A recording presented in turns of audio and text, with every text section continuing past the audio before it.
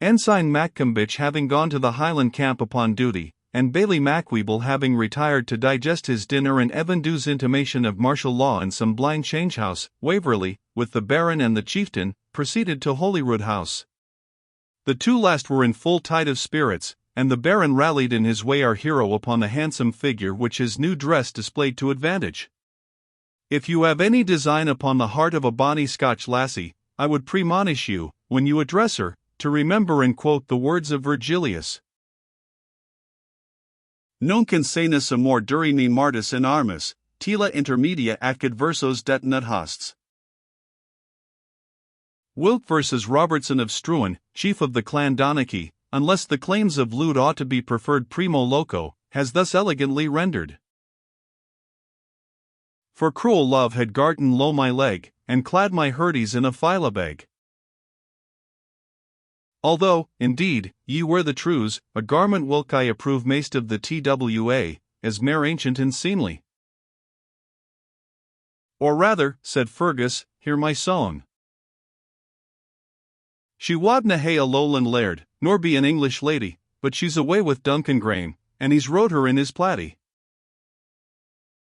By this time they reached the Palace of Holyrood, and were announced respectively as they entered the apartments. It is but too well known how many gentlemen of rank, education, and fortune took a concern in the ill-fated and desperate undertaking of 1745. The ladies, also, of Scotland very generally espoused the cause of the gallant and handsome young prince, who threw himself upon the mercy of his countrymen rather like a hero of romance than a calculating politician. It is not, therefore, to be wondered that Edward, who had spent the greater part of his life in the solemn seclusion of Waverley Honour, should have been dazzled at the liveliness and elegance of the scene now exhibited in the long deserted halls of the Scottish palace. The accompaniments, indeed, fell short of splendour, being such as the confusion and hurry of the time admitted. Still, however, the general effect was striking, and, the rank of the company considered, might well be called brilliant. It was not long before the lover's eye discovered the object of his attachment.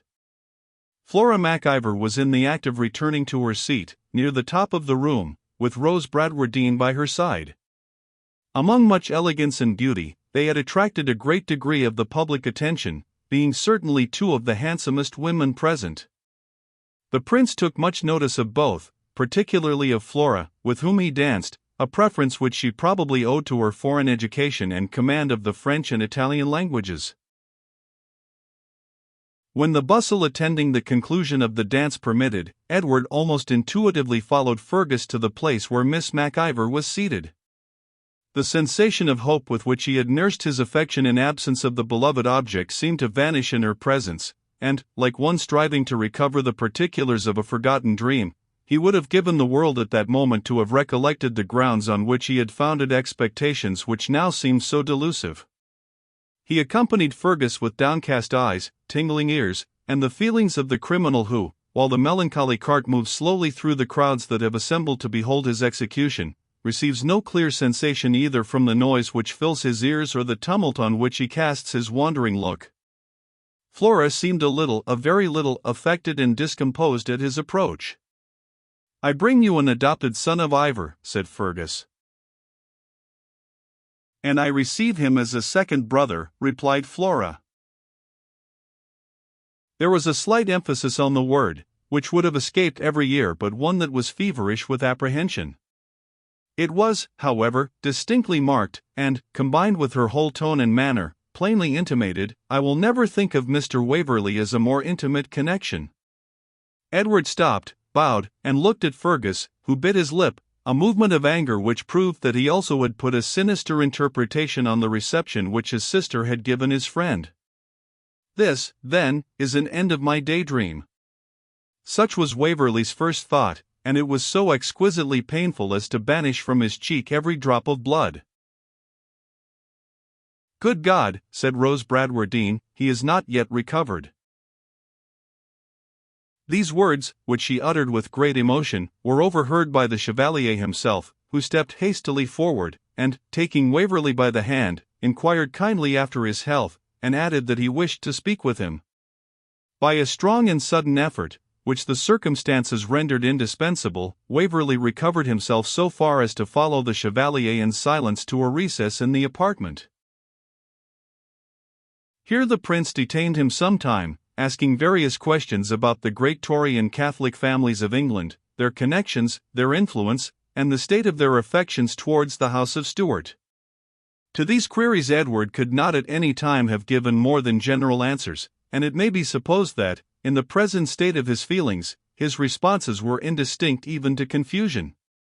The Chevalier smiled once or twice at the incongruity of his replies, but continued the same style of conversation, although he found himself obliged to occupy the principal share of it, until he perceived that Waverley had recovered his presence of mind. It is probable that this long audience was partly meant to further the idea which the Prince desired should be entertained among his followers, that Waverley was a character of political influence. But it appeared, from his concluding expressions, that he had a different and good-natured motive, personal to our hero, for prolonging the conference. "I cannot resist the temptation," he said, "of boasting of my own discretion as a lady's confidant. You see, Mr. Waverley, that I know all, and I assure you I am deeply interested in the affair. But, my good young friend, you must put a more severe restraint upon your feelings. There are many here whose eyes can see as clearly as mine, but the prudence of whose tongues may not be equally trusted." So saying, he turned easily away and joined a circle of officers at a few paces' distance, leaving Waverley to meditate upon his parting expression, which, though not intelligible to him in its whole purport, was sufficiently so in the caution which the last word recommended. Making, therefore, an effort to show himself worthy of the interest which his new master had expressed, by instant obedience to his recommendation, he walked up to the spot where Flora and Miss Bradwardine were still seated, and having made his compliments to the latter, he succeeded, even beyond his own expectation, in entering into conversation upon general topics. "If, my dear reader, thou hast ever happened to take post-horses at one at least of which blanks, or more probably both, you will be able to fill up from an inn near your own residence, you must have observed, and doubtless with sympathetic pain, the reluctant agony with which the poor jades at first apply their gold next to the collars of the harness. But when the irresistible arguments of the postboy have prevailed upon them to proceed a mile or two, they will become callous to the first sensation, and being warm in the harness, as the said postboy may term it, proceed as if their withers were altogether unwrung. This simile so much corresponds with the state of Waverley's feelings in the course of this memorable evening, that I prefer it, especially as being, I trust, wholly original, to any more splendid illustration with which Bish's art of poetry might supply me. Exertion, like virtue, is its own reward, and our hero had, moreover, other stimulating motives for persevering in a display of affected composure and indifference to Flora's obvious unkindness. Pride, which supplies its caustic as an useful, though severe, remedy for the wounds of affection, came rapidly to his aid.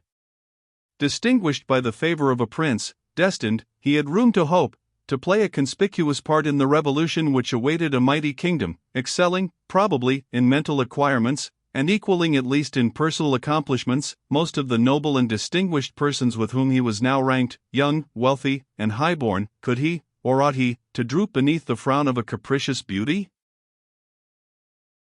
O nymph, unrelenting and cold as thou art, my bosom is proud as thine own. With the feeling expressed in these beautiful lines, which, however, were not then written, Waverley determined upon convincing Flora that he was not to be depressed by a rejection in which his vanity whispered that perhaps she did her own prospects as much injustice as his. And, to aid this change of feeling, there lurked the secret and unacknowledged hope that she might learn to prize his affection more highly, when she did not conceive it to be altogether within her own choice to attract or repulse it. There was a mystic tone of encouragement, also, in the Chevalier's words, though he feared they only referred to the wishes of Fergus in favor of an union between him and his sister. But the whole circumstances of time, place, and incident combined at once to awaken his imagination and to call upon him for a manly and decisive tone of conduct, leaving to fate to dispose of the issue. Should he appear to be the only one sad and disheartened on the eve of battle, how greedily would the tale be commented upon by the slander which had been already but too busy with his fame? Never, never, he internally resolved, shall my unprovoked enemies possess such an advantage over my reputation. They occur in Miss Seward's fine verses, beginning, to thy rocks, stormy lawn now, adieu. Under the influence of these mixed sensations, and cheered at times by a smile of intelligence and approbation from the prince as he passed the group, Waverley exerted his powers of fancy, animation, and eloquence, and attracted the general admiration of the company. The conversation gradually assumed the tone best qualified for the display of his talents and acquisitions. The gaiety of the evening was exalted in character, rather than checked, by the approaching dangers of the morrow. All nerves were strung for the future, and prepared to enjoy the present. This mood of mind is highly favorable for the exercise of the powers of imagination, for poetry, and for that eloquence which is allied to poetry. Waverley, as we have elsewhere observed, possessed at times a wonderful flow of rhetoric, and on the present occasion, he touched more than once the higher notes of feeling, and then again ran off in a wild voluntary of fanciful mirth. He was supported and excited by kindred spirits, who felt the same impulse of mood and time, and even those of more cold and calculating habits were hurried along by the torrent. Many ladies declined the dance, which still went forward, and under various pretenses joined the party to which the handsome young Englishman seemed to have attached himself. He was presented to several of the first rank, and his manners, which for the present were altogether free from the bashful restraint by which, in a moment of less excitation, they were usually clouded, gave universal delight. Flora MacIver appeared to be the only female present who regarded him with a degree of coldness and reserve, yet even she could not suppress a sort of wonder at talents which, in the course of their acquaintance, she had never seen displayed with equal brilliancy and impressive effect. I do not know whether she might not feel a momentary regret at having taken so decisive a resolution upon the addresses of a lover who seemed fitted so well to fill a high place in the highest stations of society. Certainly she had hitherto accounted among the incurable deficiencies of Edward's disposition the mauvaise honte which, as she had been educated in the first foreign circles, and was little acquainted with the shyness of English manners, was in her opinion too nearly related to timidity and imbecility of disposition. But if a passing wish occurred that Waverley could have rendered himself uniformly thus amiable and attractive, its influence was momentary, for circumstances had arisen since they met which rendered in her eyes the resolution she had formed respecting him final and irrevocable. With opposite feelings Rose Bradwardine bent her whole soul to listen. She felt a secret triumph at the public tribute paid to one whose merit she had learned to prize too early and too fondly. Without a thought of jealousy, without a feeling of fear, pain, or doubt, and undisturbed by a single selfish consideration, she resigned herself to the pleasure of observing the general murmur of applause. When Waverley spoke, her ear was exclusively filled with his voice; when others answered, her eye took its turn of observation, and seemed to watch his reply. Perhaps the delight which she experienced in the course of that evening, though transient, and followed by much sorrow, was in its nature the most pure and disinterested which the human mind is capable of enjoying. "Baron," said the Chevalier, "I would not trust my mistress in the company of your young friend. He is really, though perhaps somewhat romantic, one of the most fascinating young men whom I have ever seen." "And by my honor, sir," replied the Baron, "the lad can sometimes be as dauf as a sexagenary like myself.